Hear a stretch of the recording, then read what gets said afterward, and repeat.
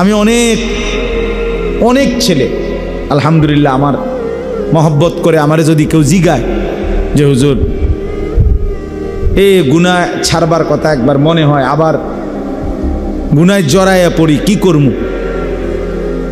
বা মাঝে মাঝে সিদ্ধান্ত নেই ভালো হয়ে চলবো, আবার 15 দিন পরে 20 দিন পরে আবার টেম্পার জায়গা, পারি না, কি করব?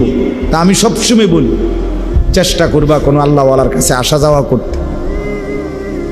যদি না আসতে পারো ব্যস্ততার কারণে, পড়ালেখার কারণে, কর্মের কারণে, চাকরির কারণে, হতেই পারে ছুটি নাই আমার, তাহলে কমপক্ষে নিজ এলাকার তুমি যেখানে নামাজ পড়ো ওই ইমাম সাহেবের কাছে কতক্ষণ বসে থাকো, দেখবা ইমাম সাহেবেরই কও যে হুজুর আমার একটা ভালো কথা কয়ে দেন, আমার জন্য একটু দোয়া করে দেন, আমি যেন ভালো হয়ে চলতে পারি, আমি যেন আমার চরিত্রটা ঠিক রাখতে পারি। হ্যাঁ, মাওলানা মারুফ এই মাত্র বলল, নবম শ্রেণীর ছাত্রের কথা বলছে কিনা বলেন?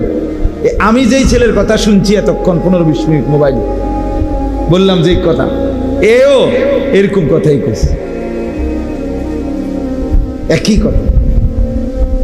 তার কথা শুনে অবাক হইলাম যে ঠিক এ আর এ একজন না, আরেকজন সে এই কথাগুলি বলছে, নষ্ট চরিত্রের কথা। জঘন্যতা কোথায় নামছে? উঠতি বয়সের ছেলে মেয়েদের চরিত্রহীনতা, নির্লজ্জতা, অসভ্যতা, এটা আপনারা যারা একটু বুঝের মানুষ, মুরব্বী আছেন, জাগো বয়স 40-এর উপরে, আপনারা স্বপ্নে না, স্বপ্নের রূপেও যদি কিছু তাই ওইখানেও ভাবেন নাই। আমার সমাজের, আমার দেশের, আমাদের অঞ্চলের সর্বত্র উঠতি বয়সের ছেলে মেয়েদের হালাত কি? শুধু চুলের ফ্যাশন আর জামার ফ্যাশন না, না, অসভ্যতা আরো অনেক গভীর পৌঁছে গেছে, যেখান থেকে ফিরে আসা বড় কঠিন হয়ে দাঁড়াচ্ছে। হ্যাঁ, চেহারা সুরতের মধ্যে নগ্নতা, মনে হয় যেন ভাসতেছে, খেলতেছে। নারীর আসক্তি, যৌন চাহিদা, অসভ্যতা, নেশা, মদ, জুয়া, জিনা, ব্যভিচার, পাগল হয়ে গেছে, পাগল। আমি তাফসীরের মধ্যে পড়ছি যে নেশা করে সে জিনাও করে, যে নেশা করে সে নারীর সাথে অপকর্মও করে। নাউযুবিল্লাহ। প্রত্যেক নেশাখোর অল্প সময়ের ব্যবধানে ব্যভিচারীও হয়। এই জন্য বললাম সবাই মিলে আন্তরিক হয়ে, আপনি যদি আরেকটু আন্তরিক না হন আপনারা, তো নিজেদের ঘর পরিবার কিচ্ছু থাকবে না। এই পাশ্চাত্যের হাওয়া, ওয়েস্টার্ন হাওয়া, এই মোবাইলের আমন্ত্রণ, ফেসবুকের আমন্ত্রণ, সারা পৃথিবীর নর্তকী আর গায়িকা আর নায়িকা, আর এই দুনিয়া লুবি, এই অসভ্য চরিত্রহীন, তাদের আহ্বানে মুসলমানের সন্তান বেসামাল, দিশেহারা, বেচারা একরকম অসহায়, কি করবে? কোনোভাবেই নিজেকে নিয়ন্ত্রণ করতে পারতেছে না, এই হালাত। এই জন্য বললাম আপনাদের প্রত্যেকের উচিত নিজ নিজ মহল্লার কোনো আলেমের কাছে বেশি আসা যাওয়া করবে, দাওয়াত ও তাবলীগের সাথীদের সাথে বেশি উঠা বসা করবেন, ওলামাদের সংস্পর্শে যারা। সোজা কথা, আলেমে দ্বীনের সংস্পর্শ, দিনদার মুত্তাকি আলেম। সদবদর হুজুর হলে হইতো না, আবার মোবাইল টিফিন না হুজুর, হাবাটা নিজে সারাদিন মোবাইল টিপে পাং পুং তাং ফাং করে, এসব সদর বদর লইতো না, ভালো হুজুর হইতো। বুঝেন নাই কথাটা? বলে চিনবো কেমন? আপনি দেখলেই চিনবেন। আমনে এই যে বাজারে ফসা মাছ বেছে এই বাজারে ভালো মাছ বেছে, কথা বলেন না কেন? যেই বাজারে আপনার ভেজাল চাল বেছে এনে ভালো চাইলো আছে। আপনি যেই বুদ্ধিমান একটু বিচক্ষণতা খাটায়, বিবেক বুদ্ধি খাটায়, সে ঠিকই বের করতে পারে। এখানেও পারবেন, এটা কঠিন কিচ্ছু না। আল্লাহ তাআলা কোরআনুল কারীমের মধ্যে বলছে, আল্লাহকে ভয় করলে, গুনাহ থেকে বাঁচবার সিদ্ধান্ত নিলে আমি আল্লাহই তোমার অন্তরে একটা ফুরকান, পার্থক্য করার মতো শক্তি, একটা আলো তোমার অন্তরের ভিতরে আমি দিয়ে দেব। ইন তাত্তাকুল্লাহ ইয়াজআল লাকুম ফুরকানা। আল্লাহ তাআলা, তুমি যদি আল্লাহকে ভয় করো, গুনাহ ছেড়ে দাও, মজবুত সিদ্ধান্ত নাও যে আমি নাফরমানির রাস্তা ছেড়ে দেব, কিন্তু কিভাবে ছাড়বো, নেক কাজ করব, আমি কিভাবে করব, এমন একটা দরকার যদি তোমার হয়, আল্লাহ বলেন ইয়াজআল লাকুম ফুরকানা, আল্লাহই তোমাদের জন্য দিয়ে দিবেন ফুরকান, পার্থক্য করার মতো যোগ্যতা, শক্তি, এমন একটা ভেতরের স্পিরিট, এমন একটা শক্তি আল্লাহ দিবে। এটা দিয়েই তোমার অন্তরেই তোমার দিল বলে দিবে কোনটা হক কোনটা না হক, কোনটা ভালো কোনটা মন্দ, কোন কথাটা ভালো কথা কোন কথাটা মন্দ কথা। আপনি বুঝেন না, কথা বলেন না কেন? কোনটা হাসি কোনটা কান্না আপনারা বোঝেন না? কোনটা ভালো মানুষের হাসি কোনটা সিটারের হাসি, বাটফারের হাসি আপনারা বোঝেন না? কথা বলেন। মানুষ তো বুঝে, যেই কোনো মানুষই বুঝে, এটা তো সহজ বিষয়। এই জন্য আমরা প্রত্যেকেই, আমি মারুফের কথা বলতে গিয়ে এই কথাগুলো বললাম, আমি খুব লম্বা করতে চাই না, রাত হয়েছে অনেক, আলহামদুলিল্লাহ তার বয়ানও আপনারা শুনছেন। আমার প্রথম কথা হইল এই, আপনাদের কাছে অনুরোধ করছি, প্রত্যেকেই স্থানীয় ওলামা, ইমাম, খতিব, তাদের সাথে সম্পর্ক বাড়াবেন। বুঝিনি আমার কথাটা কোনছে? ইনশাআল্লাহ বাড়াবেন, ইনশাআল্লাহ, ইনশাআল্লাহ বেশি বসবেন, ওনারই কইবেন, ইমাম সাহেব হুজুর আমারে দুইটা কথা কন, একটা কথা কন, একটা মিনিটে বলেন। হাদিসের মধ্যে আছে, বহু সাহাবী এরকম নবীজির কাছে আসছে, আয়েশা বলছে ইয়া রাসূলুল্লাহ আমারে একটা কথা কইয়া দেন। নবীজি এক কথা বলছে, ওয়াজ শেষ, লা তাগদাব। একজনকে কইছে রাগ করে খালাস, ওয়াজ শেষ।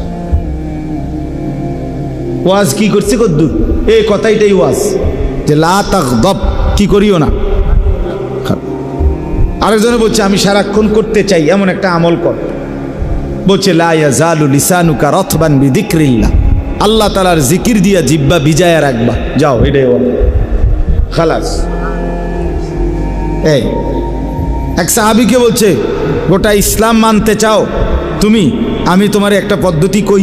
নবীজি বলছে ওই সাহাবীকে, আমি তোমার একটা বুদ্ধি কই, যে এই বুদ্ধিতে গোটা ইসলাম মানা তোমার জন্য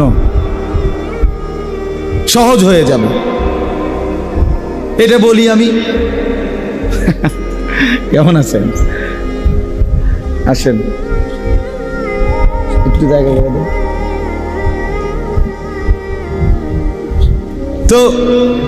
আল্লাহ নবী সাল্লাল্লাহু আলাইহি ওয়াসাল্লাম বললেন, নবী সাল্লাল্লাহু আলাইহি ওয়াসাল্লাম কি বললাম, ওনাকে বললেন সাহাবীকে, যে গোটা ইসলাম মানা তোমার জন্য সহজ হবে এমন একটা বুদ্ধি কইতাম নি। বুঝছেন নি প্রশ্নটা? তো ওই সাহাবী বলল, বলেন ইয়া রাসূলুল্লাহ, বলেন আমাকে। তো নবীজি বললেন কুফা, মানে এই জিহ্বাটা টাই না, একটু বাইর করে আর কি। নবীজি জিহ্বায় হাত দিয়া বললেন, এভাবে আঙ্গুল লাগাইয়া বলে, কুফা লিসানাক, তুমি তোমার এই জিহ্বাটাকে নিয়ন্ত্রণ করো, খালাস। এই যে ওনার ওয়াজ শেষ। মানে এই যে এক কথায়, এক শব্দে, এক বাক্যে ওয়াজ হইতে পারে, এটা দেখলেন নি? ওনার এই ওয়াজ দিছে এই কদ্দুর কথা, শেষ। হযরতে আনাস রাদিয়াল্লাহু তাআলা আনহু, ওনাকে একদিন নবীজি বলছে, ইয়া বুনাইয়া, হে আমার প্রিয় সন্তান, তোমার একটা নসিহত করি। নবীজি ওনারে বলতেছে, ইন কাদারতা আন তুসবিহা ওয়া লাইসা ফি কলবিকা গিশশুন লি আহাদ ফাফআল। আনাস শোনো, আমার একটা নসিহত শোনো। নবীজি বলতেছে, নবীজির খাদেম আনাস ইবনে মালিক বলতেছে যদি তুমি পারো প্রতিদিন সকালবেলা তোমার দিলটা এরকম বানাইবা যে কারো প্রতি তোমার কোনো বিদ্বেষ নাই, এমনটা যদি করতে পারো ফাফআল, তাহলে কইরো, এটাই তোমার জন্য কল্যাণ। এই আওয়াজ শেষ, ওনারা এর দূরে গেছে। কারো প্রতি দিলে কি রাখো না, বিদ্বেষ, স্থায়ী শত্রুতা জমায়ে রাখো, বিদ্বেষ রাখো না, এভাবেই দিল বানাও। তাইলে এই জন্য বললাম, আপনি ইমাম সাহেবকে বলেন গিয়া যে হুজুর আমার একটা ছোট কথাই বলে দেন, 1 মিনিটের একবারে ভূমিকা, নাহমাদুহু পড়তে হইব, মাইক লইতে হইব, পোস্টার করতে হইব, হ্যান্ডবিল করতে হইব, সুদ দিতে হইব। আমার ভাইয়েরা একবার সবাই সবসময় এটা কইতে হইব, সুদ দিতে হইব, এরম প্যান্ডেল করতে হইব, এটা জরুরি। কথা বলেন না কেন? আখেরাতের পথ পাওয়ার জন্য, আপনার আমার নাজাতের জন্য, জান্নাতে যাওয়ার জন্য এরম প্যান্ডেল বাধ্যতামূলক। সবসময় পোস্টার করতে হইব নাকি? দা এটাই বুঝাইতে চাইলাম। খেয়াল করবেন, ইনশাআল্লাহ দেখবেন লাভবান হবে, ভালো হবে, নিজের পরিবর্তন হবে। আল্লাহ তাআলা আমাদেরকে তৌফিক দান করে। মাহে রমজান আমাদের কাছ থেকে বিদায় নিল, 1টি মাস পূর্ণ। আল্লাহ তাআলা আমাদেরকে অতিরিক্ত বিশেষ সারা বছরের স্বাভাবিক যা আমল ছিল আমাদের দায়িত্বে আল্লাহর পক্ষ থেকে, ইসলামের আমল, এগুলো তো চলমান ছিলই। অতিরিক্ত আল্লাহ তাআলা বড় বড় মোটা দাগের আরো 6টা আমল আমাদের জন্য রমজানে বিশেষভাবে দিয়েছিলেন। 1 নাম্বার হলো রোজা পালন 1 মাস, 2 নাম্বার হলো সাহরি খাওয়া শেষ রাত্রে, 3 নাম্বার হলো ইফতার করা সন্ধ্যার সময়, 4 নাম্বার হলো পুরা মাস 20 রাকাত পূর্ণ তারাবি পড়া, 5 নাম্বার হলো শেষ দশক, শেষ 10 দিন আল্লাহর ঘর মসজিদে এতেকাফ করা, 6 নাম্বার হলো শেষ দশকের বেজর রাত্রিগুলোতে সবে কদর তালাশ করা। কয়টা হইল? 6টা। আগেরগুলো তো আছেই, 5 ওয়াক্ত নামাজ, তাহাজ্জুদ, রাত্রিবেলার, সন্ধ্যাবেলার আউয়াবিন, কোরআনুল কারীমের তেলাওয়াত, বেশি বেশি আল্লাহ তাআলার জিকির, দান, সাদাকা, জাকাত, এগুলো তো চলমান, এগুলো তো আগের মতো ছিলই না, এগুলোই স্থগিত করছে, এগুলো তো ছিলই। এরপরে গুনাহ বর্জন, এ তো আগের থেকেই। মিথ্যা কথা রমজানে বলা হালাল না হারাম? তো আর অন্য মাসে একই রকম, একই রকম না? এটা মানে প্রত্যেকটা গুনাহ নিষেধ তো আগের মতোই চলমান ছিল, এগুলো তো আগেও নিষেধ, রমজানেও নিষেধ। তাহলে যাবতীয় পূর্বের আদেশ নিষেধ চলমান অবস্থায় আল্লাহ তাআলা আরো অতিরিক্ত 6টি বড় বড় আমল দিয়ে আমাদেরকে আল্লাহ তাআলা মাহে রমজানকে সাজিয়েছেন, আয়োজন করেছিলেন। এই আয়োজনে আল্লাহ তাআলা আমাদেরকে, কথাটা খেয়াল করেন, রমজান মাসের 2 মাস আগে, রজব মাসের চাঁদ ওঠার পরেই ইমাম সাহেবরা মনে করাই দিছে যে বেশি বেশি দোয়া করতে শুরু করেন, আর রমজান পর্যন্ত হায়াত চান। আল্লাহুম্মা বারিক লানা ফি রাজাবা ওয়া শাবান ওয়া বাল্লিগনা রমাদান।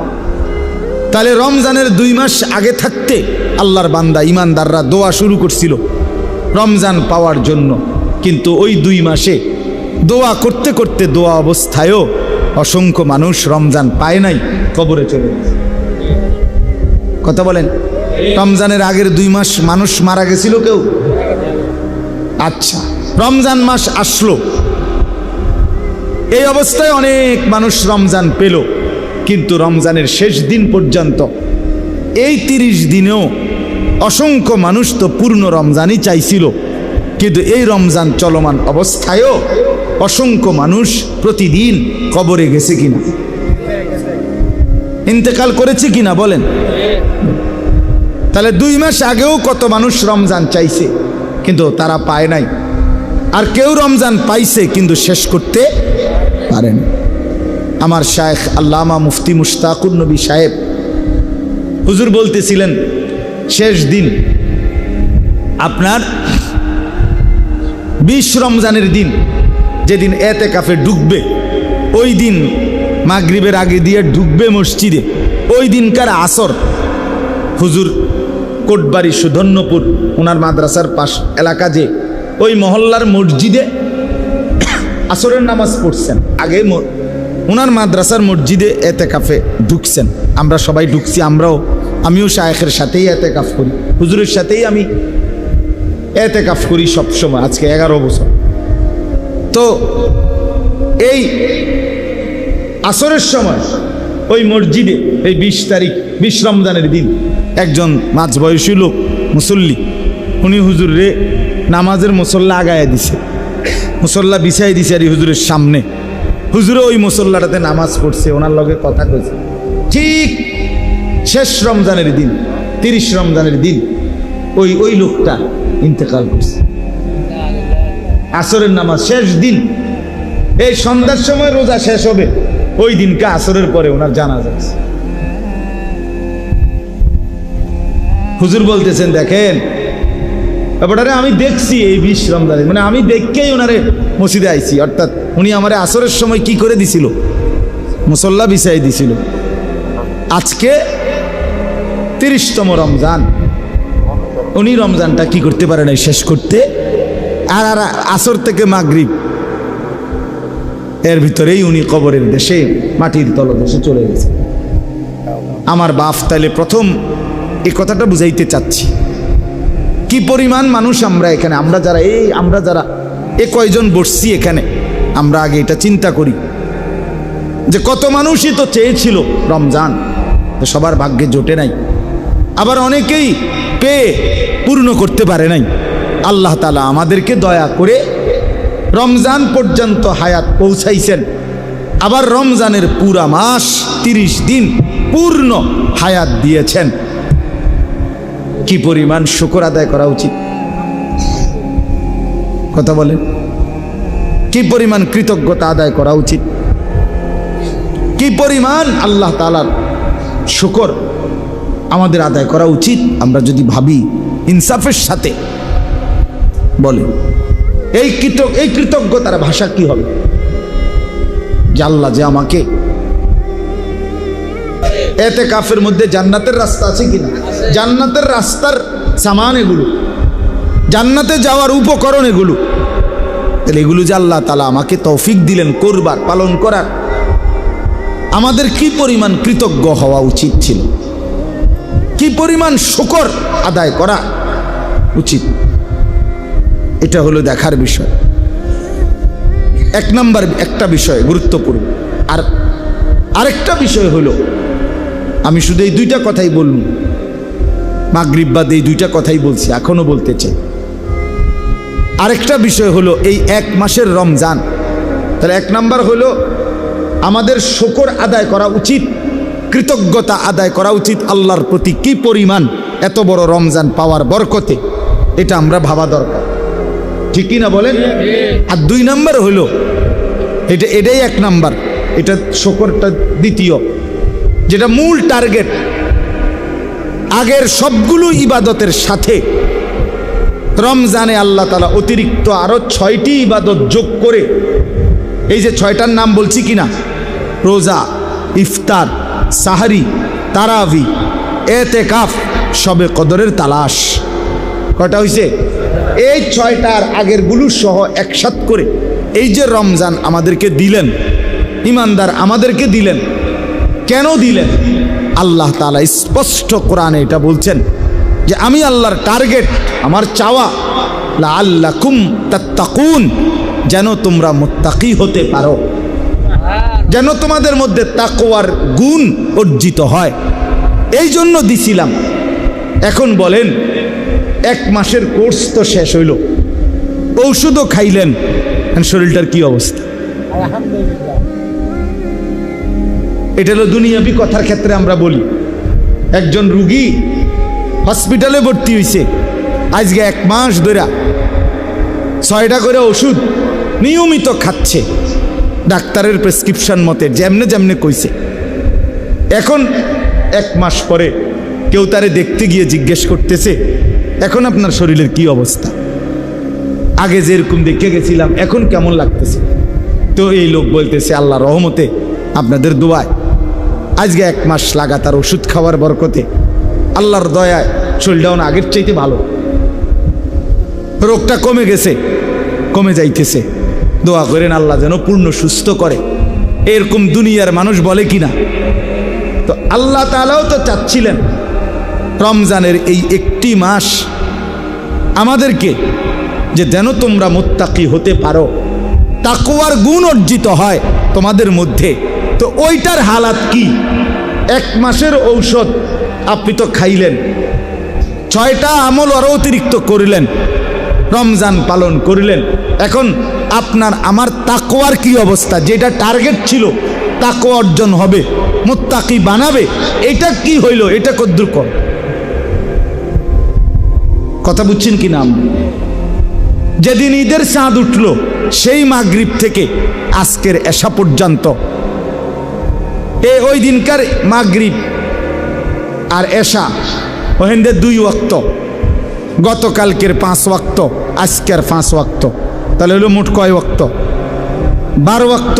এই 12 ওয়াক্ত নামাজের হালাত বলে। এই 12 ওয়াক্ত নামাজের মধ্যে যেই ওয়াক্ত নামাজ যাদের ছুটে গেছে তার তাকওয়া কোথায়? কথা বলে। তাকওয়া মানে কি? আমার শায়েখ বলেন, কিতাবের মধ্যে লিখছে হুয়া মালাকাতুন ফিল কলব। তাকওয়া হচ্ছে এই দিলের মধ্যে অর্জিত একটি যোগ্যতা। কিসের যোগ্যতা? যোগ্যতা হইল এমন একটি যোগ্যতা যেটার আসলে হলে তাকওয়া, যে এই যোগ্যতার বলে ওই ব্যক্তির জন্য গুনাহ ছেড়ে দেওয়া সহজ হয়, ইবাদত পালন করা সহজ হয়। এইটারে কয় তাকওয়া। এই যোগ্যতাটা আসা। তা রমজানের 1 মাসের টার্গেট ছিল এই যোগ্যতাটা আপনার মধ্যে আসবে। এই 6টা ওষুধ দিছে আপনারে, রোজা, ইফতার, সাহরি, তারাবি, এতেকাফ, শবে কদর, যেন আপনার মধ্যে ওই যোগ্যতাটা আসে, তাকওয়ার যোগ্যতাটা। যে যোগ্যতা বলে আপনি গুনাহ ছাড়বেন সহজ, গুনাহ ছেড়ে দেওয়া সহজ হবে, ইবাদত করা সহজ হবে, আল্লাহর হুকুম পালন করা। এখন এই 12 ওয়াক্ত নামাজ যাদের ছুটে গেছে তাদের 1 মাসের ঔষধ খেয়ে আল্লাহর হুকুমের রমজান পালন করে অর্জন কোথায়? তাকওয়া কই? গুনাহ না হওয়া, ইবাদত পালন করা, এটাই তো তাকওয়া। তো এটা কই বলেন? ঈদের আনন্দ, ঈদের ব্যস্ততার পরেও ভিতরেও আপনারা যে এতগুলো মানুষ আল্লাহর কথা শুনতে বসছেন, আপনারা আসলে রীতিমতো আল্লাহর ওলি, ভালো মানুষ আপনারা। আল্লাহ তাআলা আপনাদেরকে ভরপুর কবুল করেন। এই মুহূর্তে মানুষ খুব বেশি ব্যস্ত, ঈদ উদযাপন করতেছে। রমজান যাই করছে না করছে, ঈদ খুব জমজমাট উদযাপন করতেছে। এর ভেতর দিয়েও আলহামদুলিল্লাহ আজকে পবিত্র ঈদ উল ফিতরের পরদিন দীর্ঘ 1 মাসের মাহে রমজান আল্লাহ তাআলার ইবাদত আর বন্দিগি আল্লাহর দয়ায় আদায় করার পরে ঈদ পরবর্তী আজকের এই ইসলাহি মাহফিল, আমার প্রিয় ভাই, ছোট ভাই, আমার শায়েখ আল্লামা মুফতি মুশতাকুন নবী কাসেমি হযরত দামাত বারাকাতুহুমের আপন ছোট ভাই হযরত মাওলানা মুফতি মারুফ বিল্লাহ আপনাদের সামনে এতক্ষণ পর্যন্ত কথা বলেছে। তার বয়ানের অর্ধেক অংশ বলা যায় আমি নিজেও শুনেছি। আমি আসছি আরো আগে, আরো আধা ঘন্টা আগেই আসছি। ইচ্ছা করেই এদিকে আসি না, একটু দূরে চেয়ারম্যান সাহেবের বিল্ডিংয়ে আসছিলাম। এমনি বসেছিলাম যে মারুফ আর একটু বলুক, এই কারণে দেরি করে আসছি, একটু ইচ্ছা করি। আমরাও শুনতেছিলাম, আপনারাও শুনেছেন। সে অনেক ভালো একজন আলেম, আল্লাহওয়ালা, দিল দরদি মানুষ। শায়েখের ছোট ভাই, কুমিল্লা ভিক্টোরিয়া বিশ্ববিদ্যালয় কলেজ মসজিদের ইমাম। অনেক যুবক আলহামদুলিল্লাহ এখন আমাদের এই মারুফ যিনি এখন বয়ান করলেন তার সংস্পর্শে ইউনিভার্সিটির কলেজের অনেক ছেলে, অনেক আলহামদুলিল্লাহ পরিবর্তন হয়েছে, এদের হচ্ছে। ইউনিভার্সিটি পড়ুয়া অনেক ছেলে আলহামদুলিল্লাহ তার সংস্পর্শে কোরআনুল করিম শুদ্ধ করতেছে, শিখতেছে, ওযু, নামাজ, হালাল হারাম, পাক না পাক, আখিরাতের ফিকির করতেছে। এই বছরও ওই ভিক্টোরিয়া বিশ্ববিদ্যালয় কলেজ মসজিদে সে এতেকাফ করছে। প্রায় 70 জনের মতো সাথী তার সাথে এতেকাফ করছে আলহামদুলিল্লাহ। আমাদের সাথে প্রায় 1300 সাথী এতেকাফ করছে, 1200-1300 হবে এক মসজিদে। আমার শায়েখ আল্লামা মুফতি মুশতাকুন নবী কাসিমি সাহেব, উনি যেখানে এতেকাফ করে সুদর্ণপুর, ওনার মাদ্রাসায় মসজিদে, 5 তলা মসজিদ, পুরা কানায় কানায়, একবার সিঁড়ির তলেও মানুষ ঘুমাইছে। তো এই জন্য বললাম, আপনারা যেটুকু শুনছেন আরো মনোযোগ দিয়ে শোনা দরকার ছিল, আরো আন্তরিকতা নিয়ে। প্রকৃত অর্থে পরিচিতি, খ্যাতি, মানুষের কাছে জনপ্রিয়তা, এটা খুব জরুরি কোনো বিষয় না। বিষয় হলো আল্লাহর কথা মনোযোগ দিয়ে শোনা, উপলব্ধি করা, অনুভব করা। সে ছোট হোক, অখ্যাত হোক, অপরিচিত হোক। ওয়ালাউ কানা আবদান হাবশিয়া, সে একজন হাবশি গোলাম, নিগ্রু গোলাম হোক, তার কথাও আল্লাহর কথা যদি হয়, আখিরাতের কথা যদি হয়, কোরআন সুন্নাহর কথা যদি হয়, মনোযোগ দিয়ে শোনা উচিত। আমাদের ভিতরে একটু মানসিকতা আছে, জনপ্রিয়তার একটা মোহ আছে, আমাদের আসক্তি, যে একটু পরিচিত হয়তো মনে করে যে ওনারটাই শুনুন। না, আসলে প্রত্যেক মসজিদের ইমাম সাহেবের কথার মধ্যে, আপনাদেরকে যারা জুমার বয়ান করে তাদের কথার মধ্যে হেদায়েত আছে, আপনাদের আখিরাতের পাথেও পুঁজি আছে। আপনাদের জন্যই ওনারা বলে, আখিরাতের কথাই বলে। ওযু, নামাজ, হালাল হারাম, পাক না পাক, করণীয় বর্জনীয়, এগুলোই বলে। এই জন্য বাস্তবিক অর্থে যার আখিরাত দরকার, পরকাল দরকার, তার উচিত নিজ নিজ মহল্লার ইমাম সাহেবের কথাও মনোযোগ দিয়ে শোনা। আমার খুলনার হজরত আরিফ বিল্লাহ হজরত মৌলানা মুফতি নুরুল আমিন সাহেব হজরত বলছেন, প্রত্যেক মসজিদের ইমাম মুয়াজ্জিন নিঃসন্দেহে আল্লাহওয়ালা। এবং হজরতের একটা দামি কথা আছে, প্রত্যেক এলাকার মানুষের হেদায়েতের জন্য, প্রত্যেক অঞ্চলের মানুষের আখিরাতের পথ প্রদর্শনের জন্য আল্লাহই ওই অঞ্চলের ইমাম আলেমদেরকে, ওই এলাকার আল্লাহই নির্ধারণ করেছেন, নির্বাচন করেছেন। একজনের পক্ষে সারা পৃথিবী শুধরানো সম্ভব? সম্ভব বলে? প্রতিদিন যদি 10,000 মানুষ মনে করেন আমার মুরিদ, এখন আমি 10,000 মানুষের দুনিয়ার যাবতীয় প্রশ্ন আমি উত্তর দিতে হইব, মনে করেন এটা যদি আমার দায়িত্ব হয়, আমাকেই যদি বাধ্যতামূলক করতে হয়, এগো ফোন যদি আমাকে রিসিভ করতে হয় ডেইলি, তো আর আমি ভাঞ্জাবি খুললে আটন লাগবে।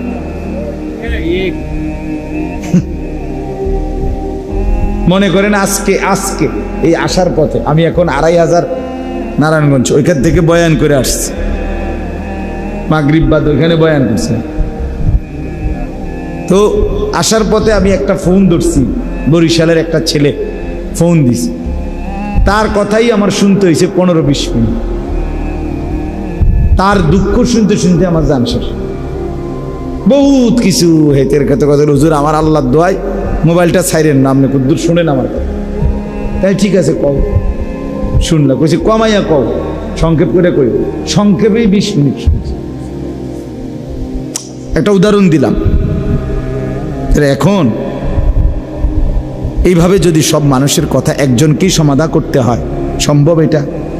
আল্লাহ তাআলা এই জন্য কুদরতিভাবে আল্লাহ তাআলা প্রতিটা অঞ্চলে উপযুক্ত আলেম, ইমাম, খতিব, ওলামা আল্লাহ তাআলা ওই অঞ্চলের মানুষদের জন্য আল্লাহ তাআলাই ছড়িয়ে রেখেছেন, বিছায়া রাখছে। এই জন্য আপনাদের কাছে প্রথম কথা হল এটা মনে রাখতে হবে, কারো ওয়াজ একটু পরিচিতি বেশি, কারো কম, এটি কোনো কথা না। এটা মূল কোনো বিষয়। মূল বিষয় হলো আমার আখেরাতের পুঁজি আমার গ্রহণ করলাম কিনা, আমার আখেরাত সুন্দর হবে কিনা, আমি কবরে আযাব থেকে মাফ পাবো কিনা, আমি জাহান্নাম থেকে বাঁচবো কিনা। যদি এটা মানসিকতা হয়, তাহলে আপনার ইমামের কথার দ্বারাই, আপনার মসজিদের খতিবের কথার দ্বারাই আপনার জিন্দেগির পরিবর্তন হবে। যেমন এই প্রমাণ বললাম, ওই ভাই এই মোবাইল এটা লইয়া ব্যস্ত, এই হাতের মোবাইল এগুলো নামান, ভাই ভাই এটা নামান, নেন পকেটে নেন, খটরমটর করেন না। মোবাইল দিয়ে রেকর্ড করতে হলে এরকম স্ট্যান্ড কিনে আনবেন, অথবা এরকম বাঁশ লাগাবেন, বাঁশের আঘাত মোবাইল টাঙ্গাই দেন, হাতের মধ্যে রাখলে এটা শুধু খরচা মশল, বাকি সাথের লোকদেরও ডিস্টার্ব হয়। বুঝেন নাই কথাটা? চলেন তো এটার প্রমাণ বললাম, এই যে মাওলানা মুফতি মারুফ এতক্ষণ যে বয়ান করলেন, তার মসজিদের ইমাম সেখানে আলহামদুলিল্লাহ আমি নিজে গিয়েও দেখছি। এখন বয়স্ক এবং জেনারেল শিক্ষিতদের জন্য সে মসজিদের পাশে মাদ্রাসা করছে, শুধু বয়স্করা পড়ে। বুঝেন নাই কথা? 70 জনের মতো যুবক মানুষ তার সাথে এতেকাফ করলো, এবং অনেক যুবক তার থেকে প্রতিদিন প্রতিনিয়ত আখিরাত এবং পরকালের সন্ধান পাচ্ছে।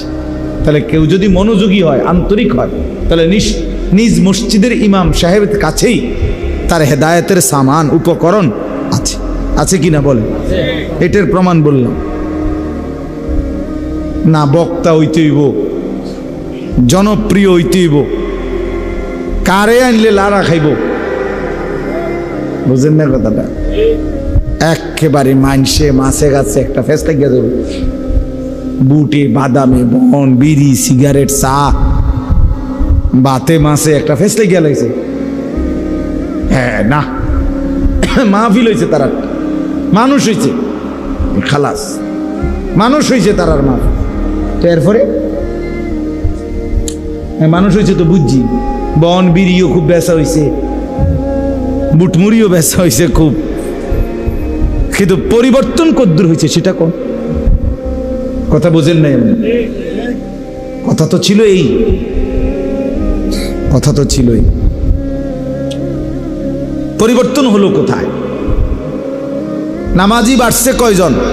আখিরাতের ফিকির বাড়ছে কয়জন? চোখে পানি এসেছে কয়জনের? আল্লাহর ভয় তৈরি হয়েছে কয়জন?